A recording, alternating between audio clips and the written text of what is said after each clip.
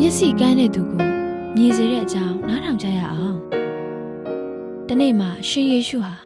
ယေရီခေါမြို့အနားကိုကြွရောက်လာတယ်။အဲ့ဒီမှာမျက်မမြင်တဲ့သူတစ်ယောက်ဟာလမ်းဘေးမှာထိုင်ပြီးတောင်းစားနေတယ်။လူတွေဖြတ်တန်းသွားလာတဲ့အတန်ကိုကြားတော့အဲ့ဒီမျက်မမြင်ကဘာဖြစ်တာလဲလို့မေးလိုက်တဲ့အခါလူတွေကနာဇရက်မြို့သားယေရှုဖျက်လျှောက်သွားတာပါလို့ပြန်ပြောကြတယ်။အဲ့ဒီခါမျက်မမြင်ကဒါဝိရဲ့သားတော်ယေရှုကျွန်တော်ကိုကဲမတနာတော်မူပါလို့အော်ဟစ်တောင်းလျှောက်လိုက်တယ်။ဒီချိန်မှာရှေ့ကနေသွားတဲ့သူတွေကသူ့ကိုတိတ်ထိတ်နေဖို့စူပူချိန်မောင်းကြတယ်။ဒါပေမဲ့မျက်မမြင်တဲ့သူဟာဒါဝိရဲ့သားတော်ကျွန်တော်ကိုကဲမတနာတော်မူပါလို့ပို့ပြီးအော်ဟစ်နေတယ်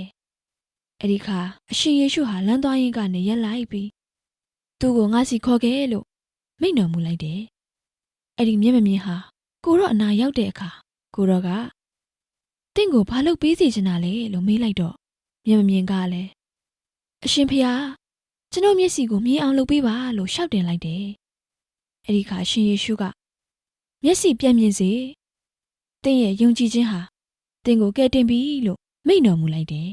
။အဲ့ဒီလူဟာချက်ချင်းပဲမျက်စိပြန်မြင်သွားလို့ဘုရားသခင်ရဲ့ဂုဏ်တော်ကိုချီးမွမ်းပြီးကိုရော့နောက်ကိုလိုက်သွားတယ်